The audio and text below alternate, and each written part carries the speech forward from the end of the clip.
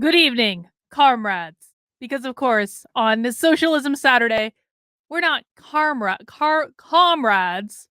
We're comrades on my channel for Socialism Saturday. Welcome, guys, to the most dystopian thing that you will watch all week long. You know, part of the reason that I got into all of this stuff with the woke left and really wanted to understand all this nonsense is that I have been obsessed with all things dystopian throughout my entire life.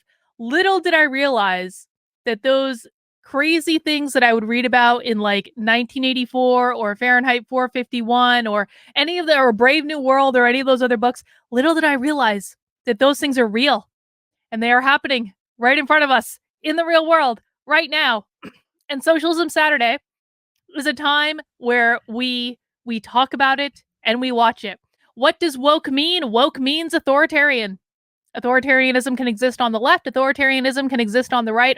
My definition of woke is authoritarian. If you want to force your worldview onto someone else, then you are a woke authoritarian, and I don't care if you're on the left or the right or somewhere else. It doesn't really matter to me. You're still woke. Anyway, one of the things that I've discovered in terms of doing deep dives into all things dystopian is that if you start watching real socialism content, like the real stuff, not CNN socialism, not AOC, not Bernie Sanders, the real deal, the farthest left of the far left, what you learn is that if you watch the real socialism from like 5 years ago, guess what, ladies and gentlemen, those are the talking points of the Democratic Party today. And so we watch Socialism Saturday because Socialism Saturday is a preview into everything we've got coming to us if we don't start turning this culture war around. These people are unapologetic about their beliefs. They say it live on the internet for us to watch. And guess what, guys? And this is the thing that should really scare everyone. They're winning. The people we're going to watch tonight are winning. Dismissing these people as being crazy or lunatics who will never get their foot in the door, that would be a mistake. Because like I said, these people, the ones that we're going to watch, are but a couple years ahead of where the mainstream Democratic Party is today. This is real, and it is happening right in front of us, and all we need to do is look. All we need to do is sit back and watch and let them tell us their plans. Maybe just to pull out one of those words, and I'm wearing this shirt that's like the Transsexual Menace, which for people who are watching this who don't know is an activist group started by Ricky Ann Wilkins. But I think that there's something like really good about thinking about like the about reintroducing this bodily dimension and thinking about how it relates to the how it figures in the production and reproduction of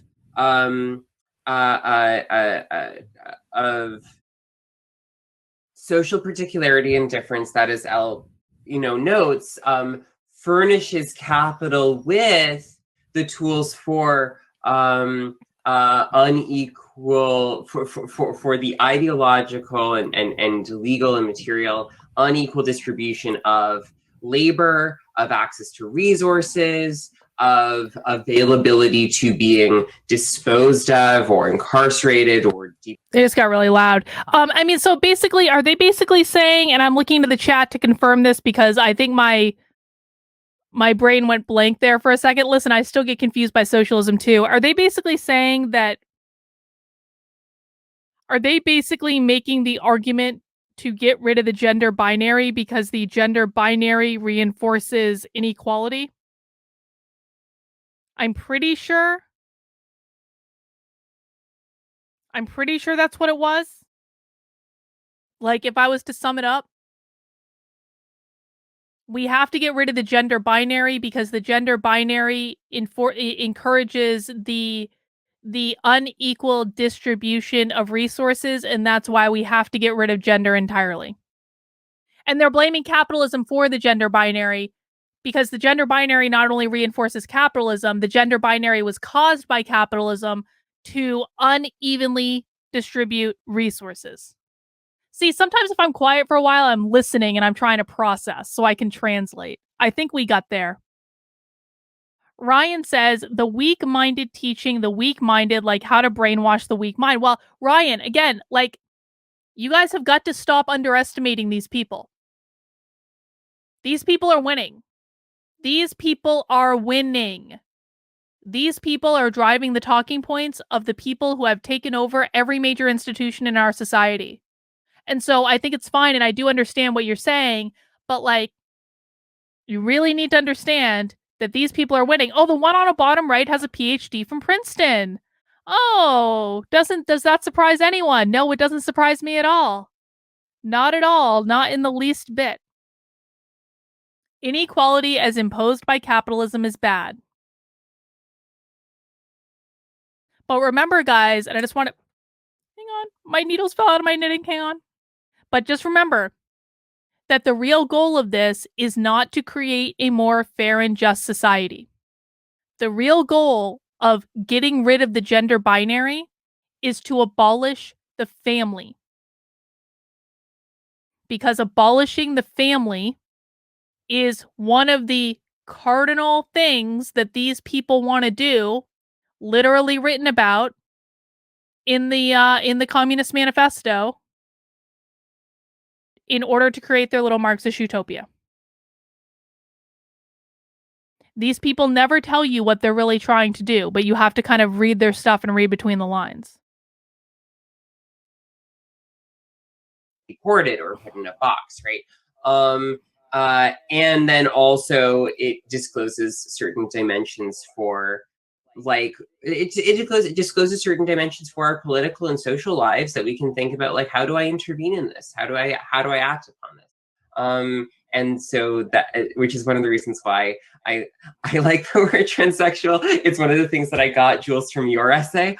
So I'm glad that this thought is kind of proceeding, is converging, as you say. See, this is a bad argument. This is the same argument the abortion people make, radical moderate. Why fight them? They're just sterilizing themselves.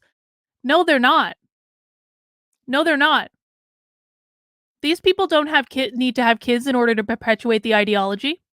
They don't need kids at all. Why don't they need kids? Why is it not a problem to these people at all if they're sterilizing themselves and aborting their own children? Why? Because they've taken over the school. They've taken over the schools. They don't need their own children. They're taking your children.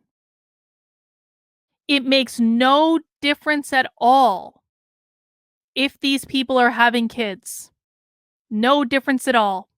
Because they have taken over the public school system. They have as many kids as they want, that they're teaching this stuff from the time they are 4 years old.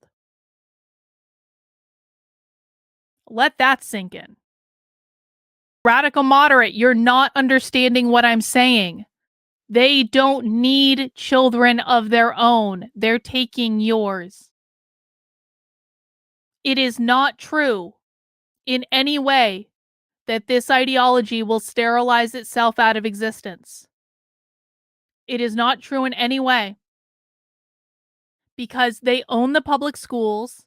They are teaching all the children this ideology from the time they are 4 years old, all the way up through elementary school, all the way up through middle school, all the way up through high school, all the way through free college, all the way through every college except for a couple. They don't need their own children. They're taking yours.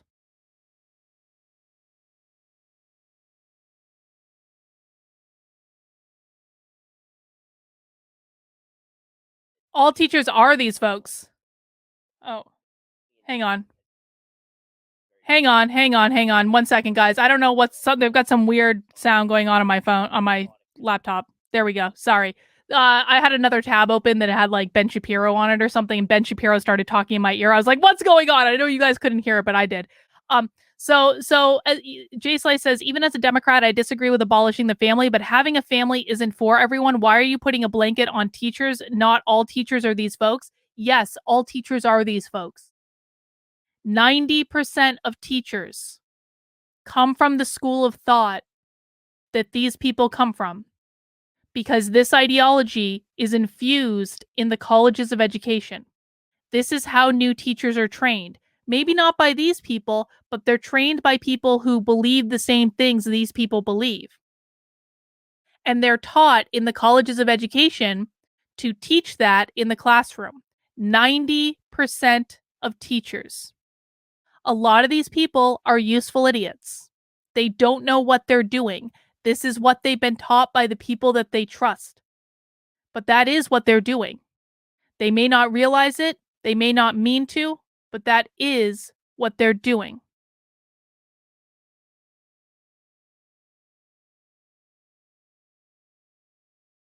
And then she's like copies and pastes and goes, right, but 20 years ago she was writing the same thing about queer and being queer, and queer is this necessarily antagonistic relationship to capital. And that's just true. I mean, wait. Just people writing so much bullshit. Queer has a necessary antagonistic relationship to capital. It puts queer studies in a whole new context when you hear a communist say, queer is antagonistic to capital. Which is, of course, why they had to reclaim queer as a positive thing, right? Because queer used to be like an insult, and it's not anymore for these people, because queer is the opposite, is antagonistic to capital. Yeah, this idea where like simultaneously endogenous testosterone at least, is like the fuel of the revolution, but then it's also a party drug. He's got an interview where he's like, yeah, tea is the ultimate party drug. What? As if we're just going to dose up on it and go. What? Are these people really comparing testosterone to ecstasy? Is that really what I just heard? Testosterone is the ultimate party drug?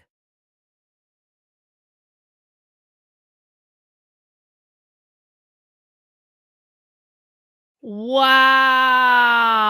Okay, I'm sorry. I need to rewind that. I need to listen to that again. Wow.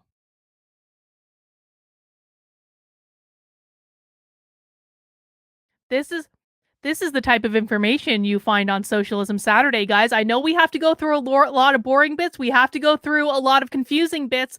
We have to go through a lot of times when we don't understand what the fuck these people are saying. And then we get to the point where they're like, testosterone is the ultimate party drug. I'm sorry, what?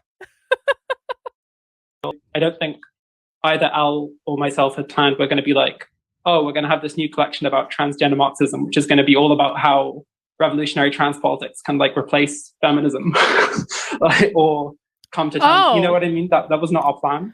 That actually, I so appreciated that it was articulated in that way. Revolutionary trans politics is meant to replace feminism. Just really wrap your heads around that for a second. They intend the trans Marxism to replace third wave feminism. They're trying to eliminate women.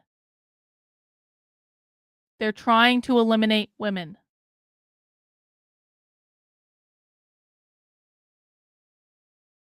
Let's just listen to that again.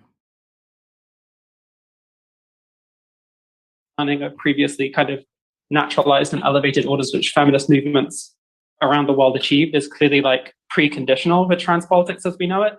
However, also there's an obvious there's an obvious antagonism that exists as well, which I feel like actually got covered by transgender Marxism more than I'd conceived of. Like I don't think either Al or myself had planned we're going to be like, oh, we're going to have this new collection about transgender Marxism, which is going to be all about how revolutionary trans politics can like replace feminism or come to terms. You know what I mean? That was not our plan.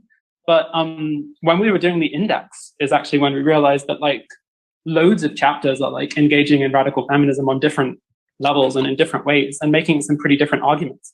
But it's almost like the collection was unintentionally kind of shot through with this concern of responding to radical feminist critiques. And to talk about like why that is. Wow. I think, like, I hadn't thought about it that way before. Trans people of whatever gender position you end up, Trans politics is meant to replace feminism. Disproportionately spent time in feminist movements, or at least the trans people who are politically engaged. This is like disproportionately the kind of mode of political organizing we've come through. And I suppose to get into We Want It All, and We Want It All, that's really like completely unmistakable. Like it appears sort of like we've already talked about Amy Marvin's other one, the first trans poem, but there's this one, Hey Guys, which is like possibly my favorite and not coincidentally clearly like the bitchiest poem in the collection, which is kind of like very specifically skewering this kind of like NGO curious gentrifier sort of like the kind of like soft boy tender queer. Hang on, wait, Trendlin, hang on to your hats. Then answer me this: why did they transition to women? They didn't.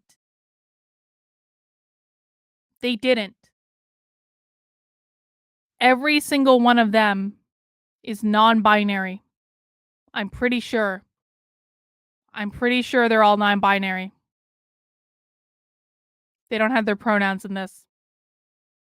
They're not women. They're non-binary. They don't believe in the gender binary.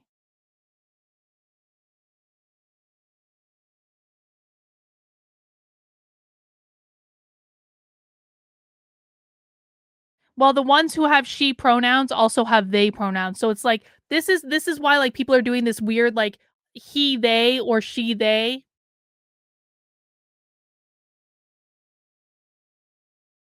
They're non-binary. They're gender fluid. Because they want to eliminate the gender binary. Holy shit.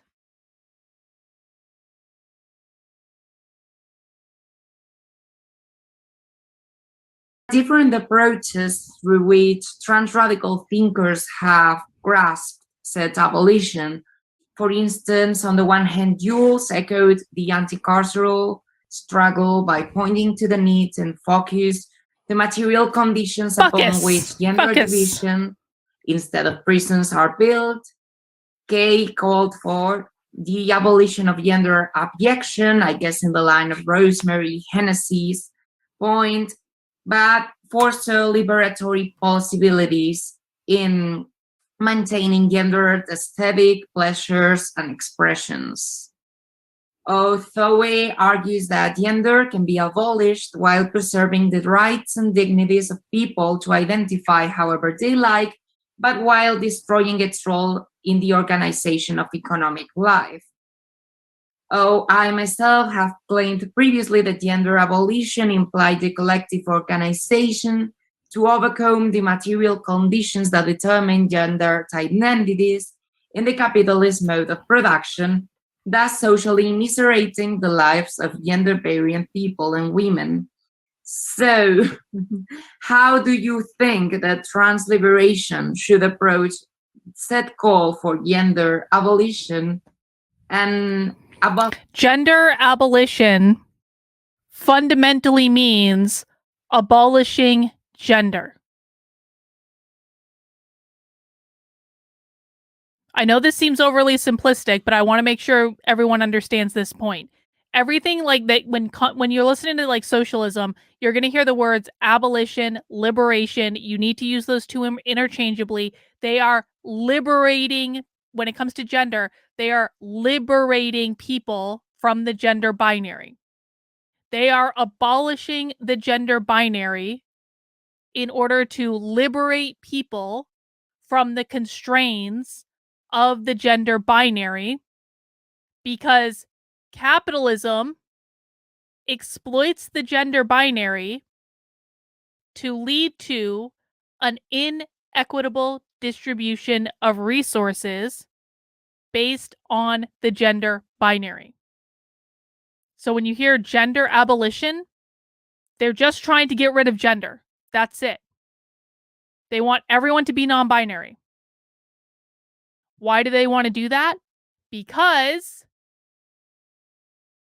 they see destruction of the family as a key component of ushering in their Marxist utopia. You cannot have a traditional family structure if you have a gender binary. And when they abolish the family, that means that we are going to not have biological ties to people anymore.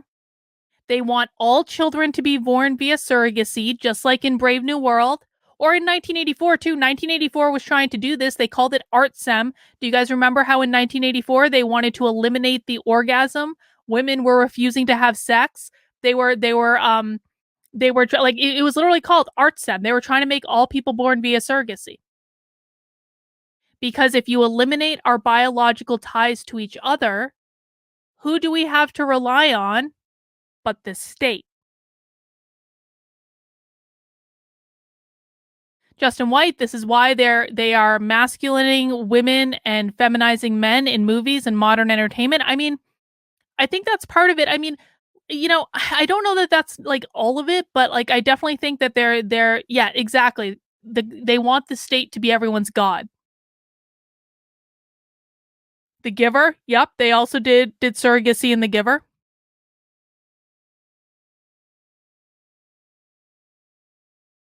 All of the things that the left are doing, all of the craziest shit that the left is doing, you always have to remind yourself that everything they are doing leads to Marx. Every single thing they do ultimately leads to Marx. You guys have got to read the Communist Manifesto. I know you don't want to. I know you think it's boring, but I promise you it is well worth it. It is a quick read. It is free on the internet. You don't even need to pay for it. Read the Communist Manifesto and then really, really internalize that every crazy thing you see the left doing leads to this. Every single thing is subjugated to this. Radical gender ideology in the schools. They're getting to your kids because they're not having kids of their own. They're getting to your kids.